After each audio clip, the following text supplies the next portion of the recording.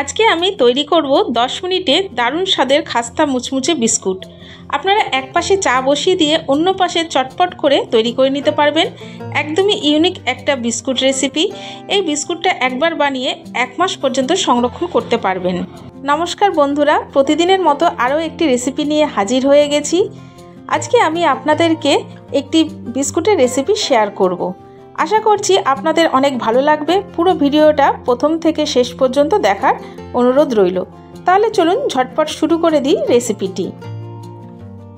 বন্ধুরা, বিস্কুটটা তৈরি করার জন্য প্রথমেই নিয়ে নিচ্ছি 1/2 কাপ চিনির পাউডার, আর এর মধ্যে দিয়ে দিচ্ছি 2 চামচ ঘি। ঘিয়ের বদলে আপনারা তেলও ব্যবহার করতে পারেন।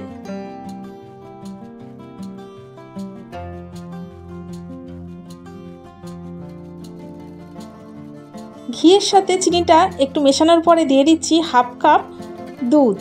দুধটা দিয়ে আমি খুব ভালো করে মিশিয়ে নেব।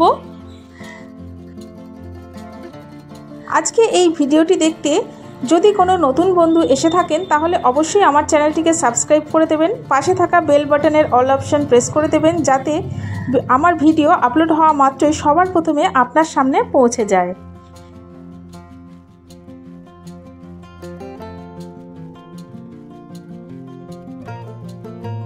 এবার এর মধ্যে দিয়ে দেবো একটু লবণ। লবণ দিলে বিস্কুটটার টেস্ট ভালো হবে। আর দিয়ে দিচ্ছি 1 চিমটে মতো বেকিং সোডা। এখানে খেয়াল রাখবেন বেকিং সোডা যেন একটুও বেশি না হয়, 1 চিমটেই হয়। বেশি দিলে বিস্কুটটা তেলে দেওয়ার পরে ছড়িয়ে যাবে।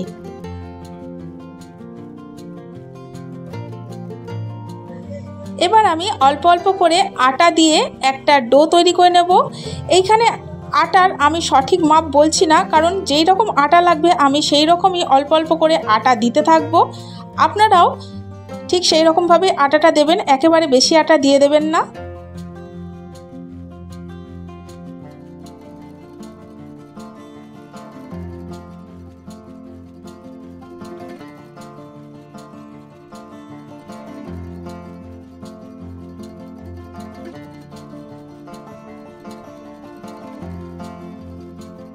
দেখুন বন্ধুরা, আমি একটা নরম ডো তৈরি করে নিয়েছি।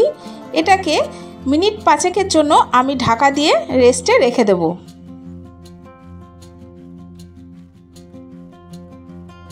মিনিট 5 পর আমি ডোটাকে আরেকটু মেখে নিচ্ছি।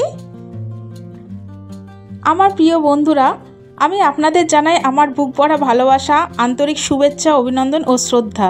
কারণ আপনাদের ভালোবাসা ছাড়া আমি সামনের দিকে এগিয়ে যেতে পারবো না।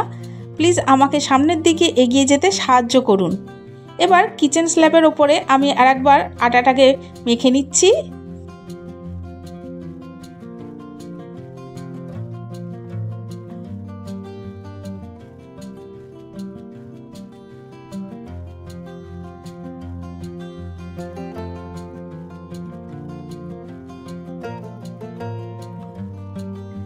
এবার এই ডোটাকে একটা বেলন দিয়ে আমি মোটা করে বেলে নেব।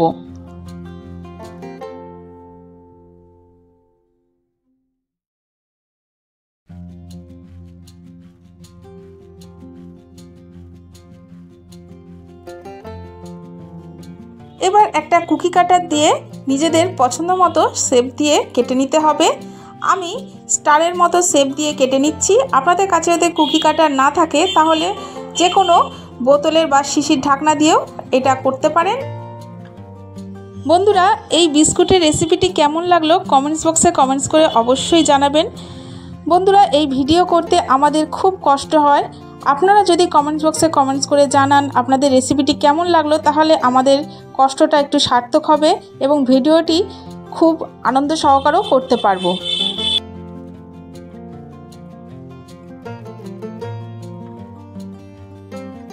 এইভাবে আমি সবগুলোকেই কেটে নেব। এরপর এগুলোকে ভেজে নেব। তার জন্য আমি কড়াইতে তেল গরম করতে দিয়েছি।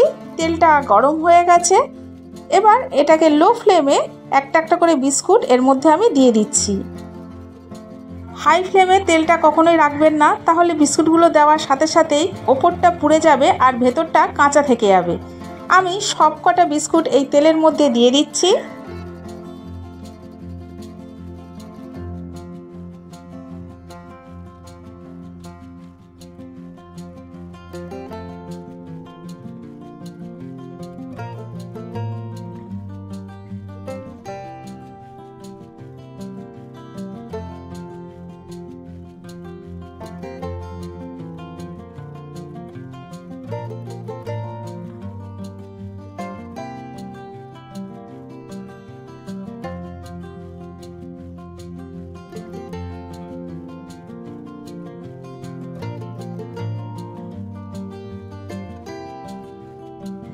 বিস্কুটগুলো আমার সব ভাজা হয়ে গেছে, এবার আমি তুলে নিচ্ছি।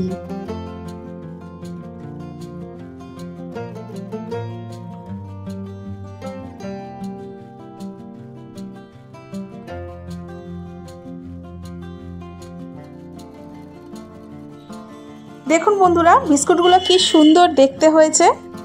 তাহলে আজ আসি, আবার দেখা হবে নেক্সট এপিসোডে নতুন কোনো রেসিপির সাথে। ততক্ষণ ভালো থাকবেন, সুস্থ থাকবেন।